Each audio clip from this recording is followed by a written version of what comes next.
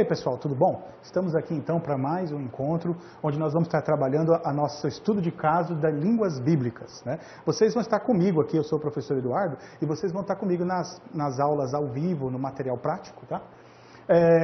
Falar de línguas bíblicas não é uma coisa assim muito fácil, né? As pessoas têm muito tabu em cima de língua bíblica, têm medo, acham que é difícil, bicho de sete cabeças. Não. Põe o pé no freio, vamos devagarzinho. Vocês vão ver que na questão prática a gente vai conseguir. O que acontece é que é uma língua nova, às vezes tem caracteres difíceis que nós não estamos acostumados, e isso aí dificulta um pouco realmente o trabalho, tá? Mas não quer dizer que seja impossível. Bom, por exemplo, eu gosto muito da cultura árabe, por exemplo, que eles estudam o Alcorão sempre no original. Então, por exemplo, se amanhã ou depois você for participar de uma reunião entre os árabes, uma reunião entre os muçulmanos, você vai estudar o Alcorão em árabe. Isso aí é muito legal. Eu acredito que nós perdemos muito valor com a tradução. Não que as traduções não sejam boas e não sejam importantes, né? Mas estudar as línguas originais é uma coisa que realmente vale a pena. Eu já tenho lecionado línguas originais há bastante tempo, né? E principalmente crianças têm muito mais facilidade, né? Às vezes eu formo turmas em igreja, né, para dar aula de grego, aula de hebraico, introdução assim, né? Eu lembro de uma turma que eu formei e o melhor aluno da turma era um menino que ficava escutando tudo do fundo da sala. Então ele devia ter uns 8 anos de idade, 9 anos de idade, eu dando aula lá, o pai dele estava na sala de aula, e lá no fundo ele estava copiando tudo e escrevendo tudo. E é engraçado que quando foi chegando no final, foi um semestre de aula, né? Quando foi chegando no final do semestre, os irmãos me falaram, né? Olha, o nosso melhor aluno aqui não está na sala, o melhor aluno é aquele menino ali. Aí ele, inclusive, eu fiquei sabendo que fazia lição de casa de um monte de gente. Então, a criança tem muita facilidade. Nós vamos ficando, como diz assim, pensando no Rubem Alves, né? Nós vamos ficando mais velhos e parece que nós vamos desaprendendo a aprender. A questão é aprender a aprender. Então, mexer com uma língua nova é beabá, é aprender as letras, aprender a somar letras, aprender a formar palavras. Esse aí é um começo bastante relevante, tá? Então, assim, para a gente ir começando devagarzinho, né? A gente tem aqui um ditado que eu acho muito legal sobre a tradução, né? É um ditado italiano, né? Tradutore, traditore, que expressa o seguinte, né? A ideia de que o tradutor, muitas vezes, é o traidor. É claro, esse ditado é muito polêmico, principalmente os tradutores não gostam desse ditado, porque não entendem, né, a si mesmos como traidores. Mas isso aqui eu gosto dele pela hermenêutica, né? Da hermenêutica do termo tradutor e traditore, ele quer trabalhar o seguinte, que muitas vezes a confiança na tradução é o que nos trai. Tá? Então, assim, o tradutor, ele tem na sua perspectiva, no seu objetivo, transmitir um conteúdo na melhor forma possível.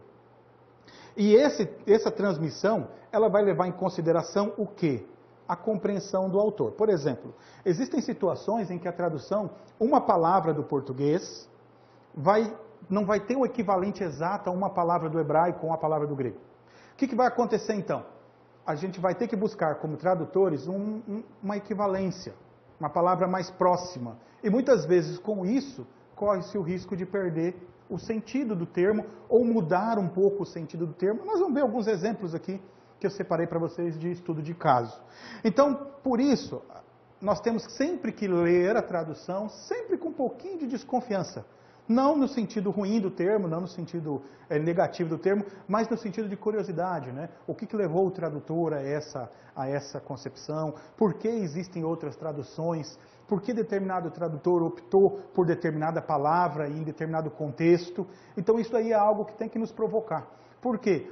Quando a situação de uma tradução é difícil, veja, às vezes, igual uma tradução simples do inglês, uma palavra no português, às vezes tem 3 sentidos diferentes no inglês. Uma palavra do inglês tem 3, 4 sentidos diferentes no português.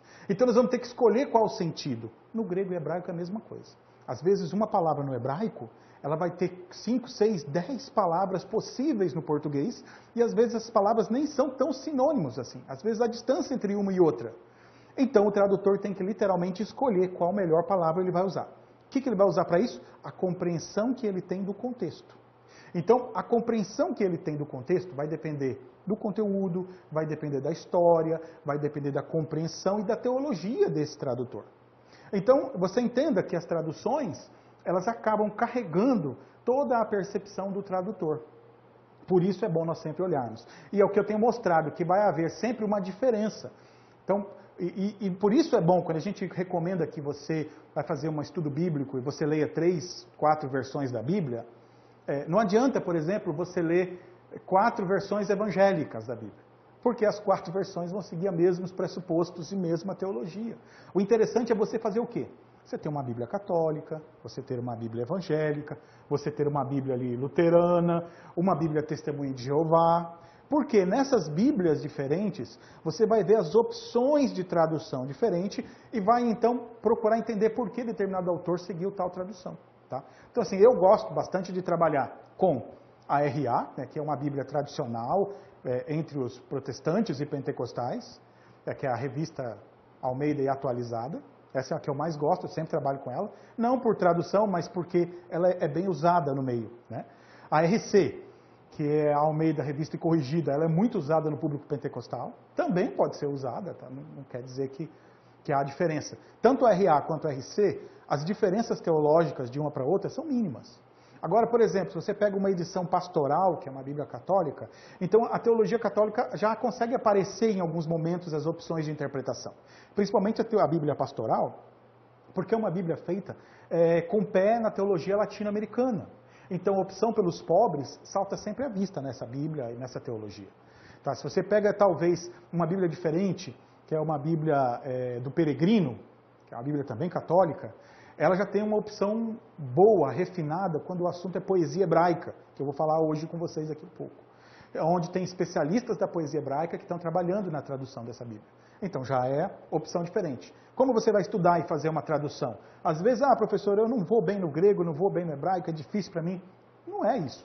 O importante é, pega umas 4, 5 Bíblias diferentes e compare as traduções. Nessa comparação você já vai perceber nuances diferentes e conseguir uma interpretação um pouquinho melhor do texto e fugir um pouco do perigo da traição que a tradução oferece para a gente. Tá? Então aí começando, nós vamos trabalhar de cara um pouquinho de hebraico. Tá? Vamos trabalhar o Salmo primeiro. Eu escolhi os Salmos por quê? Né? Porque todo mundo gosta, porque é famoso? Não. Porque nos Salmos nós vamos conseguir trabalhar a questão da poética. No hebraico, transferindo do para o português, às vezes as traduções são inclusive até boas. A RC, por exemplo, ela tem uma tradução muito literalista. Ela segue muito fielmente o texto. Mas só que o problema é o estilo de escrita do hebraico. Como a maior parte dos textos da Bíblia hebraica estão em poesia, nós temos que aprender a reconhecer a poética e interpretar dentro da poética hebraica.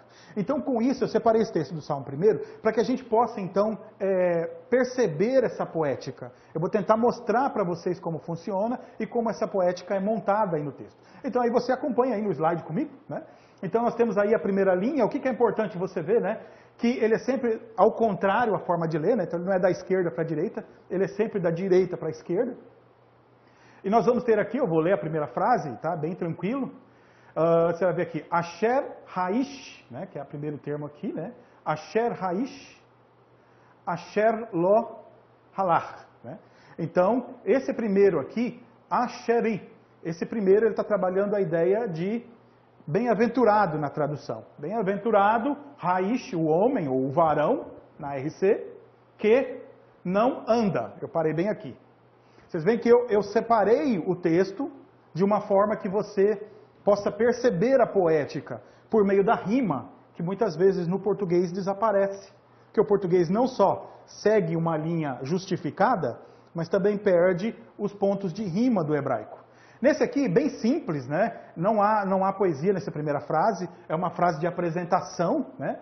Só essa primeira palavra, o asheri, que ele está dando a ideia de completude. O camarada que é completo, que tem a ideia total. E nas 3 linhas que seguem aí, que você vai acompanhar comigo, você vai ver a poética pelo formato das letras. A primeira coisa que eu quero te chamar a atenção. Então você vai ver que a primeira linha são 2 palavras, na terceira linha são 4, Perdão, na segunda são 2, na terceira são 4, e na quarta linha também são 4 palavras. Então, no hebraico, parece que não, mas essa relação numérica é importante para a poética deles. Assim como no português nós temos a métrica, eles também têm uma forma métrica. Só que, na tradução, nós perdemos a métrica e perde-se um pouco o sentido do texto. Na métrica desse texto, você vai ver que as 3 linhas começam com a mesma letra, provavelmente. As 3 têm um bet aí no começo. Isso daqui é importante na língua deles. Embora no português, a gente perde essa relação. Outra coisa que na língua deles é importante é a segunda palavra. Nos 3, a segunda palavra, ela tem as mesmas terminações. E a segunda palavra sempre se remete a um tipo de pessoas, a uma classe de pessoas. Na primeira linha, na segunda linha, a primeira palavra é Rashaim. Na terceira linha, a segunda palavra é Hataim. E na quarta linha, a segunda palavra é Leim. Então, Letzim, essas 3 palavras, elas rimam dentro da poética hebraica e mostram o centro da mensagem. As 2 linhas finais, elas terminam com palavras semelhantes. As 2 com um lo, que é um não, e as 2 últimas palavras, que a gente já vai traduzir e remeter ao sentido para você.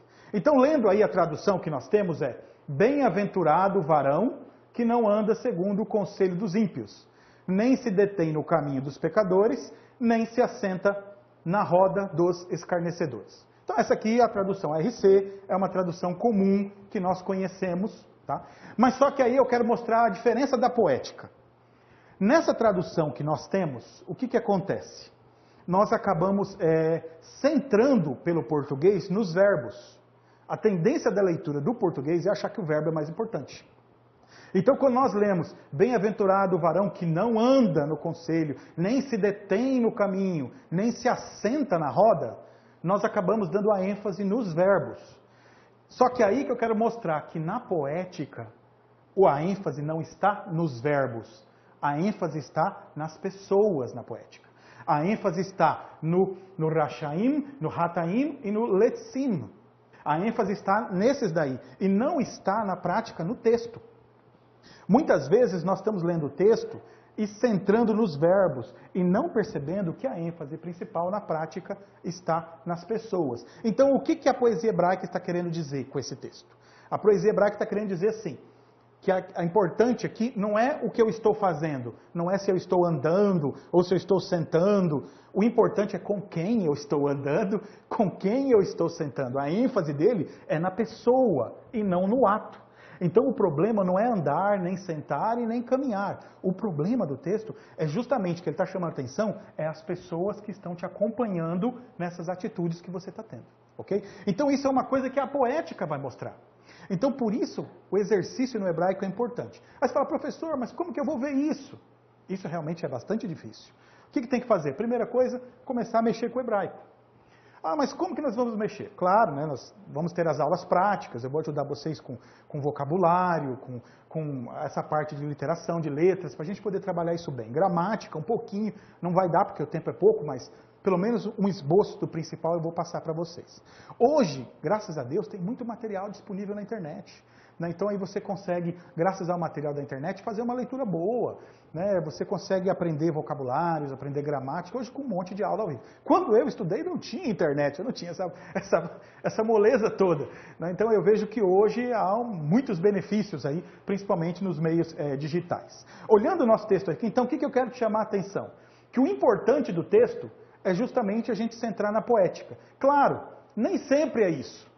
Não quer dizer que todos os textos no hebraico o verbo não está sendo o central. Não, depende da poética, onde o autor quer colocar rima e onde o autor quer fazer o trabalho. Então, é uma coisa que nós só vamos conseguir enxergar quando a gente olhar o texto hebraico. No texto português nós não vamos conseguir isso. E aí muitas vezes o texto português nos coloca, não está errada a tradução, está certa a tradução. Mas só que eu só percebo a ênfase na rima, que aí eu precisaria do texto hebraico. Ok? Então, seguindo aqui, ó, um segundo exemplo que eu coloquei, uma continuação do Salmo 1. Aqui eu vou pegar um outro paralelo para nós podermos trabalhar. Então, aí no português, antes tem seu prazer na lei do Senhor, e na sua lei medita dia e noite. Então você pode ver aí que são duas linhas no hebraico, e essas duas linhas, elas têm alguns paralelos, que indicam o estilo de escrita hebraico.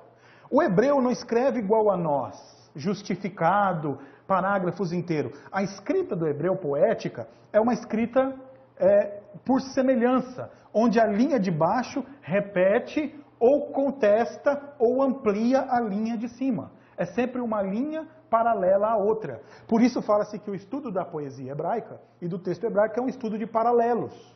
Assim, a interpretação do texto, isso aqui é bastante importante, ela não depende, a interpretação do texto, ela não depende no hebraico do texto em si. Ela depende do paralelo. Então, por exemplo, o português, nossa língua, ela segue o pensamento e a linha de reflexão grega, que é o quê? Uma linha de reflexão objetiva.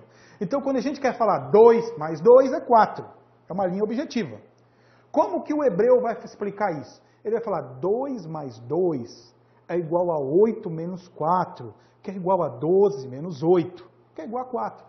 Você está entendendo? Ele vai rodar por meio de paralelos. Por meio desses paralelos, dar ênfase àquilo que ele quer dizer e dizer aquilo com muito mais qualidade. Agora, é claro, a gente vai falar assim, mas podia ser mais fácil, professor. Eles podiam simplesmente dizer, Deus é assim.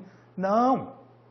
Para o hebreu isso é horrível. Como é que ele vai fazer, né? Ele vai começar a usar metáforas de paralelos para explicar isso daí. Então pega lá o Salmo, né? Senhor, eu sei que tu me sondas, tu me conheces, né? O meu levantar e o meu deitar. Ele simplesmente podia ter falado, Deus me conhece inteiro. Mas não, é poesia. O Senhor conhece o meu levantar e o meu deitar. Até os meus pensamentos, antes de vir à minha mente, o Senhor já sabe eles todos. Ele fala assim, olha, se subo às asas da alva, ou se desço até a profundeza do Sheol, o Senhor está lá também. Qual que é a ideia que ele está falando? Que Deus está em toda parte. Você entende? Se fosse um grego, uma pessoa escrevendo esse salmo em português, ele escreveria assim, Deus sabe tudo. Ponto. Mas qual a beleza disso? Aí você vai perceber que o hebreu, quando ele está escrevendo, ele está trabalhando essa poética bonita. Ele está tentando trabalhar esses paralelos. E nesses paralelos, então, ele está construindo o quê? Justamente um sentido mais profundo. Nesse texto aqui, então, ele está assim, ó, que im vetorat. Aí na linha de baixo você vai ver que tem a mesma palavra. A terceira palavra da primeira linha é a mesma palavra da linha de baixo. Vetorat, vetorat. Porque ele está falando do quê? Torat é a Torá, a lei. Então, Kiim vetorat, Yahvé, refetso. Então aqui você vai ver o seguinte, que esse Yahvé, na prática, ele não é pronunciado. Né? Por uma questão ética, por causa dos judeus, então quando nós lemos o Yahvé, nós temos que usar o termo Adonai, que é Senhor. Aí nós seguimos a prática judaica de não usar o nome de Deus em vão, que é a tradição deles. Então eu estou falando isso aqui porque um dia isso você vai ler o texto em hebraico perto de um judeu, pode acontecer isso, e você lê o termo Yahvé, ele vai ficar bravo com você, né, porque é justamente uma blasfêmia. Então quando você ler, principalmente tiver algum judeu próximo, assim, é honroso você usar o termo Adonai na substituição do Yahvé, porque é uma prática deles, ok? Então é Kiim vetorat Yahvé refetso. Então, qual que é a ideia? Kiim é traduzido por antes, tem, mas eu prefiro pois que, porque, que eu acho que tem mais sentido, tá? Porque na Torá de Yahvé tem o seu prazer, tem prazer. Porque na Torá de Yahvé está o prazer, ou tem felicidade. E a linha de baixo, então, ele completa essa ideia. E na Torá, e agora aqui uma questão de sonoridade. Yahvé, Yahvé. Ele faz um trocadilho.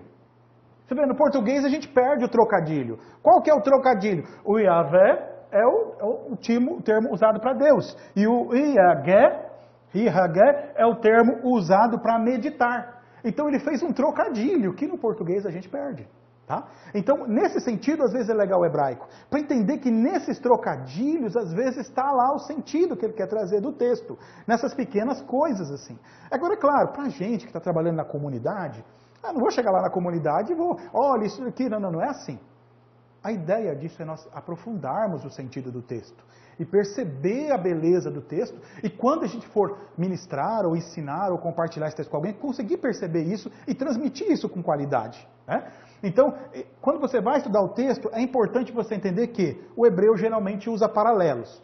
Isso é perceptível no português, tá? Mas tem que ter prática. Deixa eu te mostrar. É como se fosse uma onda, a poesia.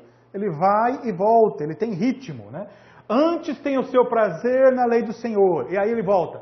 E na sua lei medita dia e noite. Ele vai e volta. Ele fica fazendo esse movimento, esse ritmo.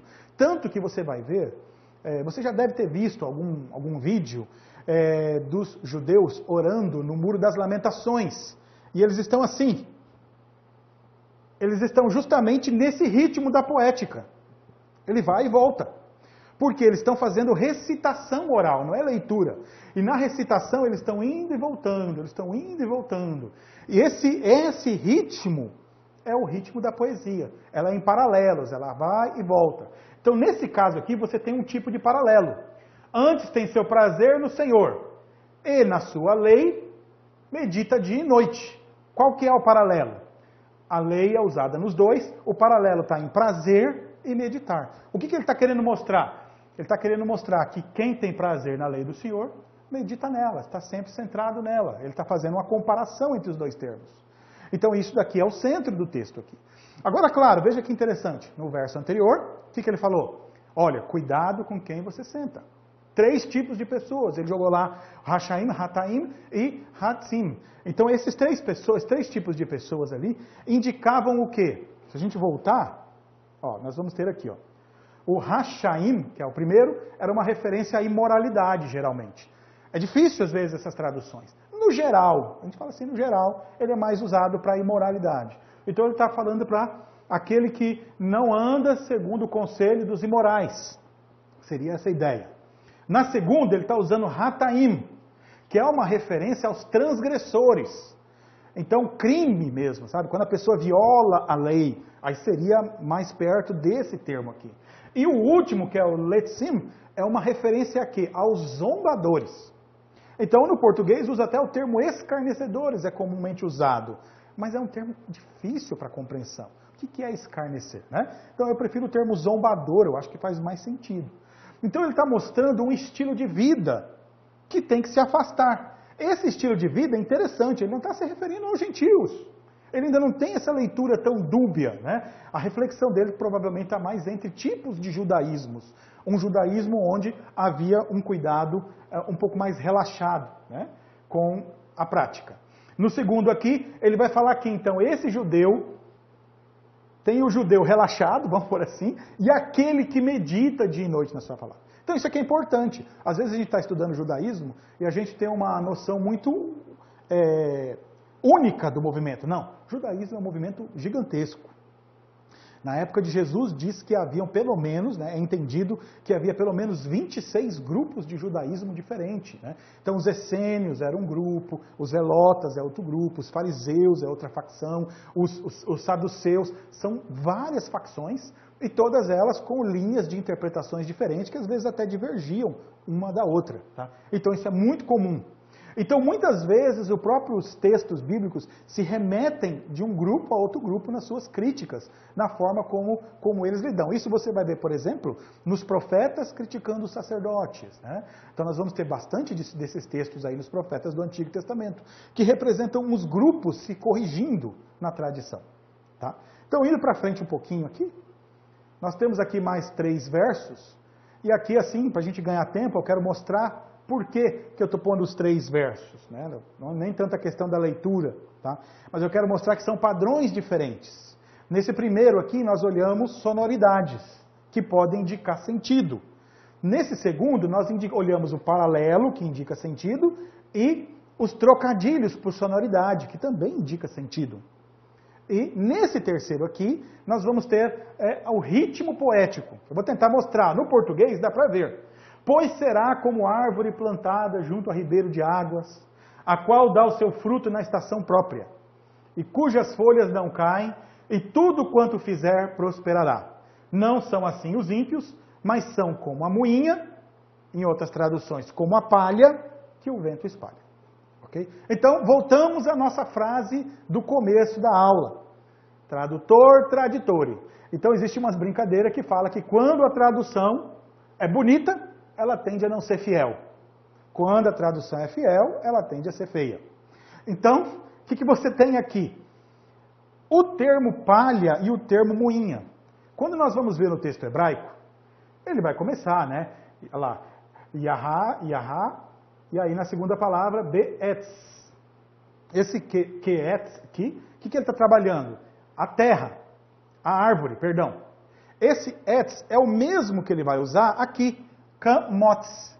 Ke'etz, Kamotz. Então, é como árvore plantada. E Kamotz é a palavra que está sendo usada para palha e para moinha. Esse Kamotz aqui de baixo, ele tem um outro sentido. O sentido da tradução é de algo que foi cortado da árvore. Ele não está falando necessariamente de palha. Se você for pensar na poética, você vai entender que palha não tem nada a ver com contexto. Ele está falando de uma árvore que foi plantada no ribeiro, e aí lá na margem ela tem bastante água, né? Então ela cresce forte, firme, bonita, né? Não são assim aqueles ramos que foram cortados dela, é isso que ele está dizendo. Como foi feita a poda, ele talvez está imaginando alguém que fez uma poda na árvore e ficaram os ramos da poda no chão. Ele está falando que aqueles ramos da poda, eles não têm raiz, não têm sustentação, não têm firmeza, o vento vem e os espalha. Ok? Então essa é a ideia que ele quer passar. Então o que eu quero mostrar? Que muitas vezes a tradução, ela se pegou na ideia do vento espalha, o tradutor aqui. Como ele pegou na ideia do vento, ele fixou a tradução pela moinha e pela palha. Mas a moinha, o que é a moinha? É quando você está moendo lá o grão, aí sai aqueles bagacinhos do grão moído, que também o vento espalha. A questão é que ele se travou tanto o tradutor no vento que espalha, que ele acabou perdendo a relação poética da árvore, que é a metáfora que ele está usando no texto. Outra coisa aqui do texto que ele coloca dentro dessa metáfora é importante. Será como árvore plantada junto a ribeiro de água, a qual dá o seu fruto na estação própria. No hebraico tá, a qual dá o seu fruto no seu tempo. Está aí tranquilo. E cujas folhas não caem. Aqui nós temos um problema. O texto ele não vai trabalhar que as folhas não caem. Ele vai falar que o que está no alto não cai. Ele vai usar dois termos. Vê aqui.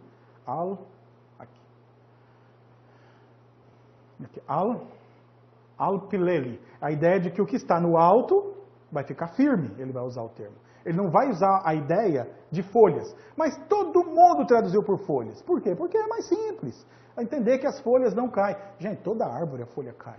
Não é essa a ideia do autor. A ideia do autor é que é uma árvore forte, firme. E que o fruto está lá, firme. Não é um fruto que vai amadurecer e cair. É um fruto que está lá e vai ser conservado lá. Então essa é a ideia da metáfora. Então muitas vezes o hebraico vai ajudar a gente a perceber na tradução alguns detalhes que nos mostram então essas diferenças. É aí que a gente vai ganhar qualidade, contexto e poder fazer, por exemplo, numa ministração, poder parar e fazer um paralelo, né? Você está no meio da ministração e vai mostrar que aqui ele não está trabalhando a questão da palha, mas ele está falando daqueles que não têm firmeza. Veja agora, voltamos ao começo do Salmo. Ele está falando do quê? Cuidado com quem você se assenta. Porque essas pessoas não têm firmeza em si, essa que é a ideia. Ele está falando assim, ó, procura então um tipo de vida em que você encontre firmeza. Que tipo de vida é esse que você encontra firmeza? É aquele onde você está centrado na Torá, na palavra de Deus. Esse te dá firmeza para você seguir. E não nesses conselhos superficiais. Você vê que aí o texto ele ganha um colorido diferente. E ganha aplicação para hoje bem diferente, né? Principalmente nos chamando a atenção disso. E quando ele trabalha aqui esses dois, o etz e o motz, mostrando a ideia do cortado e o que está fixo, ele tem muitas parábolas no judaísmo sobre essa ideia da árvore e da seiva. Parábolas agrícolas, tá? Que fazem bastante sentido na cultura deles e que às vezes na nossa não faz. Então por isso a gente consegue ler e perceber e fazer algumas metáforas até para levar para o povo e fazer diferença, ok? Então assim, é bastante difícil, né, essa parte de leitura, eu sei, mas nós vamos tentar trabalhar um pouquinho. Eu vou deixar áudios aí para vocês, né, provavelmente nas nossas aulas práticas, de vocabulário, para você poder estar trabalhando aqui, ou pelo menos link, para que você possa estar encontrando material de pesquisa e trabalhando no texto hebraico. O meu conselho é, trabalhe, é difícil às vezes, mas nada a gente consegue da noite para o dia. É uma coisa que às vezes leva anos. John Stott ele tinha um pensamento bastante legal, né, sobre isso aí. Foi quando eu comecei a estudar em 97.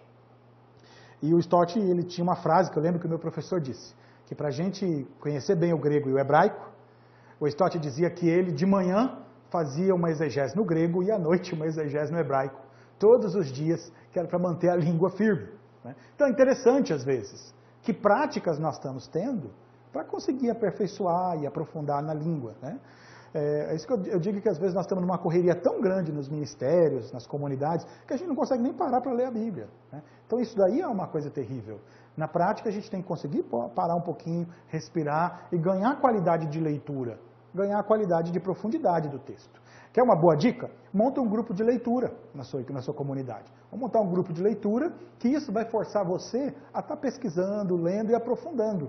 E aí sempre que você for fazer leitura com a comunidade, pega o texto original, dá uma olhadinha. A gente não vai aprender tudo, mas um pouquinho você vai conseguir. Existem algumas ferramentas, tá? Acho que até antes de eu entrar no grego eu vou falar, para tentar te dar uma ajuda, eu também vou falar nas aulas práticas.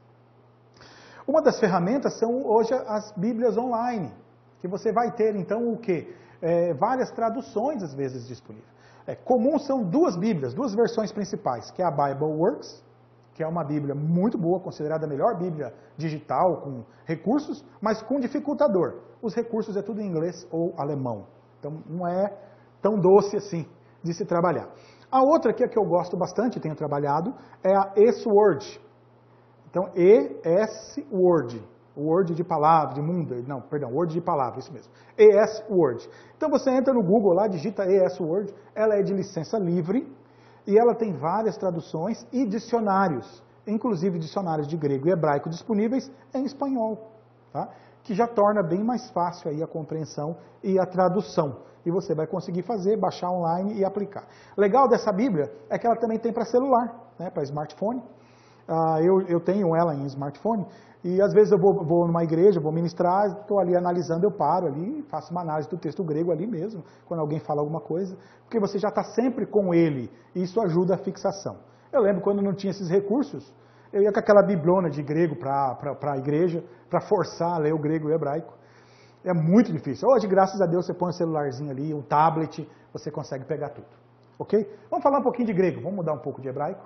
Então, o grego é muito mais suave, né? Eu pessoalmente, mexo com hebraico, mas a minha área é o grego, né? A área que eu trabalho bem, que eu fluo bem. O grego, ele tem dois principais aí, né? Que é o grego clássico, o grego koiné, né? O grego ático, que é chamado grego clássico.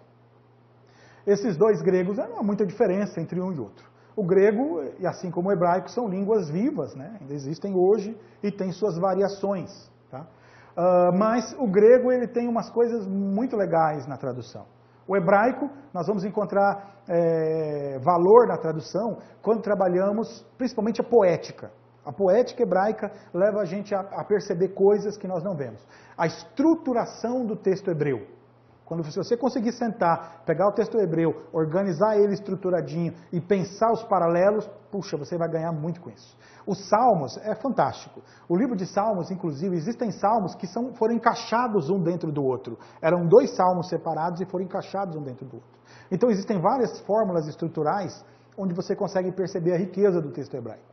Agora, já nos textos hebraicos mais em estilo prosa, que são poucos, tá? Na Bíblia do Antigo Testamento, geralmente 80% costuma ser poesia, né? Em prosa é muito pouco. Mas prosa já não vai ter tanto assim, é só uma questão de tradução mesmo. Já no grego não, porque o grego é uma língua muito rica, né? Muito rica, muito ampla, cheia de sentido, sentido filosófico, sentido teológico. Então, quando nós lemos o texto, nós temos que parar e perceber, por meio das palavras, o que ela nos traz. Então, eu trouxe aqui alguns textos para a gente abordar. Um texto bem conhecido. Porque o amor de Cristo nos constrange, julgando nós assim, que se um morreu por todos, logo todos morreram. 2 Coríntios 5, 14. Tá? Então é um texto bem conhecido, mas que tem muito erro de interpretação. Então daqui a pouco eu vou mostrar no grego, por enquanto, e no português, para nós entendermos. Quando ele fala o amor de Cristo nos constrange, no português o termo constranger acabou sendo ganhando um sentido de vergonha, ficar constrangido. Isso aí fez com que perdesse um pouco o sentido do texto. Então, no português, o amor de Cristo nos constrange. Eu, quando era novo convertido, principalmente, fiquei muito tempo preocupado com esse texto. Mas por que o amor de Cristo nos constrange? Eu não me sinto constrangido por causa do amor de Cristo. O amor de Cristo não me envergonha, não tenho vergonha do amor de Cristo. Então, isso aí me provocou muito. Então, aí falei, não, quando eu comecei a estudar, fui trabalhar o grego. Esse aqui foi um dos primeiros textos que eu fui olhar no grego. E o grego traz uma riqueza boa. Então regar, HP, tu, Cristo, sunekei. Então, o grego já se lê igual ao português, da esquerda para a direita. Né? Gar, gar, pois, o amor, tu, Cristo, de Cristo. Aí a primeira, segunda, terceira, quarta, quinta, a sexta palavra, synekei é o termo. Synekei é o termo usado para constranger. Synekei, quando ele é traduzido para constranger, ele perde o sentido. Então vou explicar para vocês qual é o sentido de synekei. Synekei, ele está falando sobre o seguinte, são dois termos, sim, ekei. Ekei é o verbo ter, eco. E o sim é estar junto. Então, quando ele está falando o amor de Cristo, synekei, ele está falando nos tem junto. Então, agora sim, olhando os dicionários no português, você vai perceber que uma das definições para constranger é apertar. Então fala-se que o meu sapato, meu pé está constrangido no sapato. Ou seja, foi apertado com tanta força que ele está constrangido. Então o termo constranger, um dos sentidos dele no português, é de quando a pessoa está se sentindo pressionada. Então quando ele está falando que o amor de Cristo nos constrange, ele está dizendo assim, o amor de Cristo nos tem junto, de tal forma que o que acontece com ele também acontece conosco. Aí você vê a riqueza do texto, que muitas vezes o constranger no português perde o sentido, mas no grego ele traz um sentido melhor. Essas construções, o sunekei é aquele que nos tem junto, bem próximos, e como constrangido, como sapato amarrado bem perto. Então a ideia que ele está trabalhando é que o amor de Cristo nos trouxe, nos aproximou de uma forma que todo o destino dele agora é o meu. Se com ele morremos, também com ele ressuscitaremos. Que é o que ele vai colocar nos próximos versos aí do texto.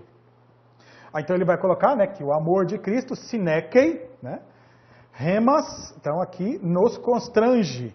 Crinantas tuto hoti, né, julgando nós que eis hiperpanton, né, se sobre todos apetanem ara hoi pantes apetanon, né? Que se esse apetan é o morrer, né? Que por todos morreu um, logo todos pante apetanon, morreram. Então ele está trabalhando aqui esse finalzinho do texto. É uma tradução até que boa, não é uma tradução ruim. Só esse termo, synekei, que o português não conseguiu capturar o sentido dele. Aquilo que eu falei, às vezes uma palavra tem mais sentido numa língua e menos sentido na outra. A tradução está certa, synekei traduz por constranger. Mas o sentido de constranger no português não existe, não tem mais aquele sentido claro de apertar. Tem sentido hoje de vergonha, e aí acabou bagunçando um pouco a leitura do texto. Outro texto aqui bastante conhecido é o texto de Atos 1:8, né, que é para nós pensarmos em preferências do tradutor. Então nós vamos ler no português, ó, mas recebereis virtude do Espírito Santo, que há de vir sobre vós, e ser-me-eis testemunhas, tanto em Jerusalém, como em toda a Judéia e Samaria, e até aos confins da terra. Ok? Então, isso daqui é legal. No grego, nós vamos ter algumas coisas bastante importantes aqui, né? Dois termos, o termo virtude e o termo testemunhas. Então, no grego, né, o termo ala lempses dunamin, dinamin, a terceira palavra aí da primeira linha, é a palavra usada que o português traduziu por virtude. Só que dinamin é a mesma palavra que no português traduz o termo dinamite. Ela é usada para o termo dínamo. A pessoa é dinâmica. Dinamis é a ideia de poder. A melhor tradução de dinamis é poder, e um poder explosivo. Aí você vai me perguntar, mas por que então, professor, na RC foi traduzido por virtude? Agora sim nós vamos entender que aí tem a ver com as preferências do tradutor, com a teologia do tradutor. Porque a ideia de receber poder era algo complicado para ser entendido dentro desse texto. Assim, como receber poder seria difícil de ser compreendido, o que ele está trabalhando? Ele está trabalhando a teologia católica, principalmente centrada na tradição aristotélica das virtudes cardeais. Então ele vai falar que nós recebemos virtude do Espírito Santo, e não poder. Agora pensa se há diferença entre poder e virtude. Tanto que nas outras Bíblias, na Ara, por exemplo, Almeida corrigida e atualizada, Dunami já é traduzido por poder, e várias traduções já trazem o termo poder, que é um sentido melhor para o texto, né? Não o sentido de virtude, que é um sentido às vezes confuso para se entender, algo mais interno, né? Então é mais polêmico isso daqui. Então quando eu vou ler o texto, eu preciso entender que o tradutor, ele tem suas preferências teológicas na opção. Então Dunami é traduzido por virtude na ARC. Em outras traduções, principalmente mais modernas, já usa a tradução poder, que é uma tradução melhor. Principalmente pensa nós aqui, o público pentecostal. Tá? Vocês viram que eu já me incluí, já me denunciei. Né? Então nós, o público pentecostal, é imprescindível que nós lemos esse texto, mas recebereis poder. Só que é engraçado que, como o público pentecostal, na grande maioria, usa a versão ARC, nós ainda nas nossas igrejas lemos, mas recebereis virtude. Ele não está falando de virtude, de moral, né? No texto não é isso. O texto não está falando que a comunidade cristã vai ter uma moral, alguma coisa assim, não. O texto está falando de poder mesmo, de capacidade, de energia, para poder fazer o quê? Agora a segunda palavra que eu quero falar com vocês, ser testemunhas. No grego, o termo para testemunhas é mártires. Opa, passei sem querer, deixa eu voltar. O termo é mártires. Aí você fala, mártires?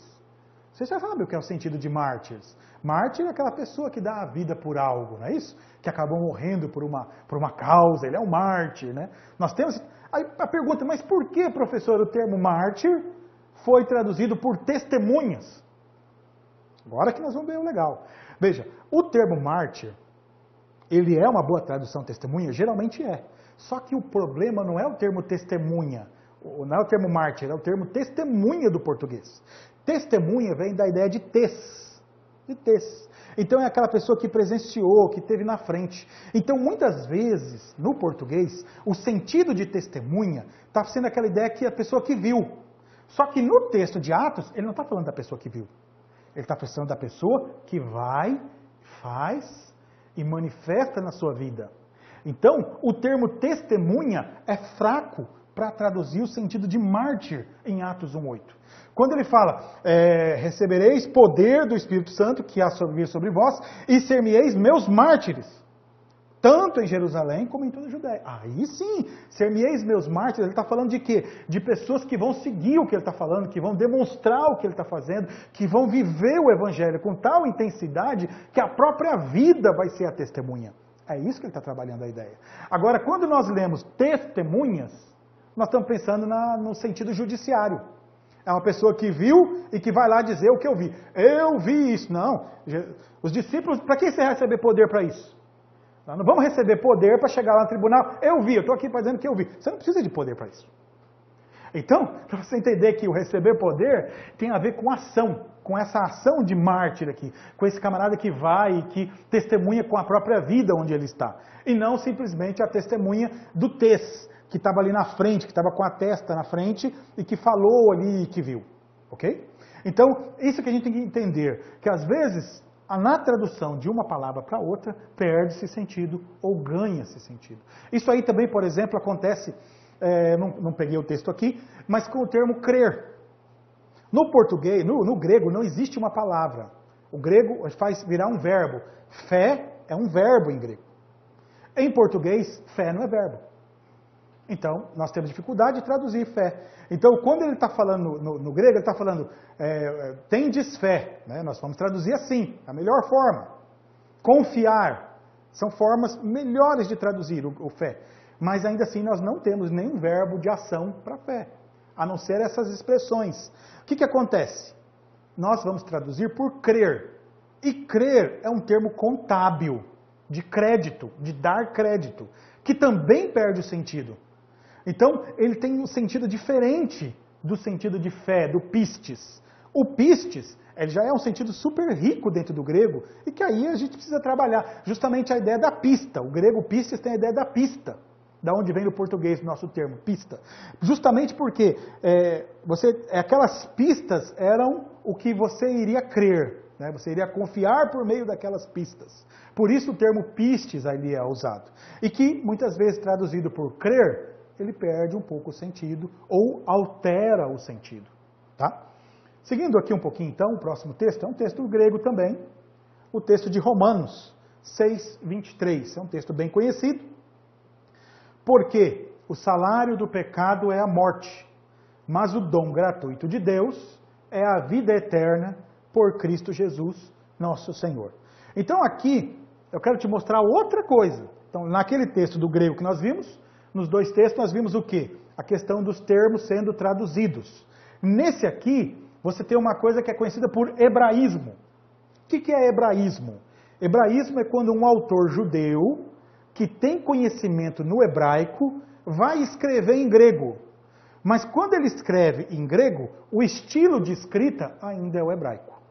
Ele está escrevendo em grego, mas o estilo é o hebraico. Então aqui nesse texto você vai ter poesia hebraica escrita em grego. Porque era Paulo. Então você tem muito isso em Paulo.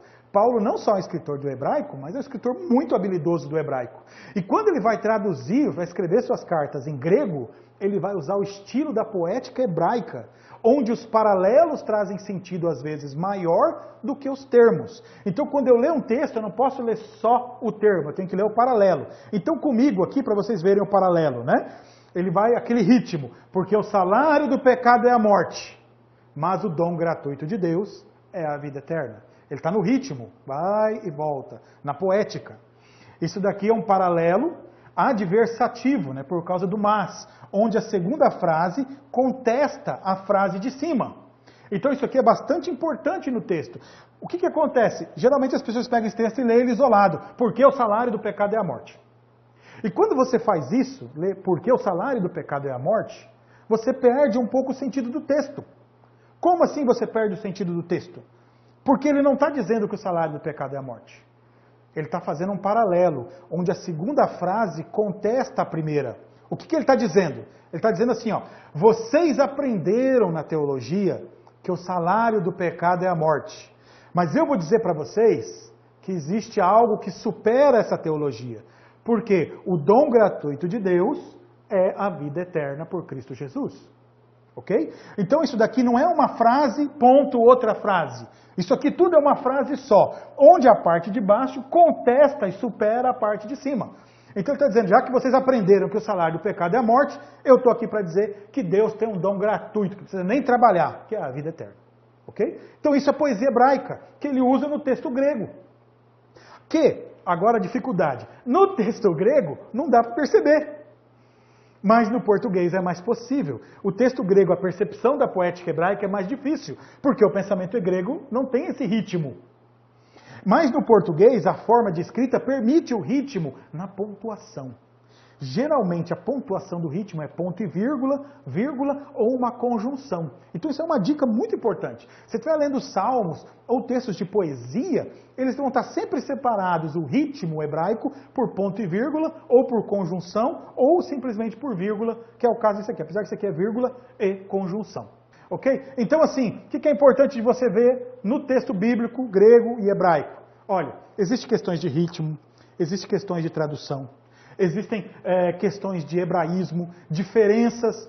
O texto é muito rico. E eu vou dizer para você assim, ó, tem muito campo para estudar, tem muito campo de pesquisa. Olha, a Bíblia ainda não foi feita exegese de todos os textos da Bíblia nas línguas originais, ainda não foi, porque as exegeses e os trabalhos na língua original são difíceis, sabe, são lentos e demandam muita perícia. Então, assim, é um trabalho gostoso? É. Ele acrescenta muito na tradução? Acrescenta bastante na compreensão? Sim, principalmente daquele que vai ministrar, porque ganha muita segurança para trabalhar o texto. Ok? Então, o que eu recomendo? Procure começar a fazer devagarzinho. Assiste um vídeo aqui, outro ali, começa a fazer exercício em casa, pega aquelas bíblias que são em duas línguas, né? Aqui trabalha grego e português, hebraico e português. Começa a trabalhar elas e vai mexendo no contexto devagar. Aos poucos você vai chegar lá. Meu professor de grego, ele me deu uma dica assim, falou, Eduardo, compra esse dicionário. Aí ele me deu o nome do dicionário, né? Há um dicionário conhecido, aquele Dicionário Internacional de Teologia do Novo Testamento, bem grandão assim, né? Na época o meu era em 5 volumes, ainda não tinha aquele em 2. E o que ele falou? Leia um artigo por dia. Você lê um artigo por dia, um dia você vai acabar. É um baita de um monstrão assim, são 2 volumes. Mas cada dia você lê um artigo, você vai ganhar o valor e o conteúdo daquele artigo. Ok? Então, espero ter ajudado você. Foi um prazer estar com você aqui novamente. E aí a gente se encontra nas aulas ao vivo, nas aulas práticas. E aí, qualquer aula de grego e hebraico, qualquer dúvida que você tiver, só você postar, colocar. E o que a gente puder ajudar, a gente está aí, tá? Obrigado e até a próxima.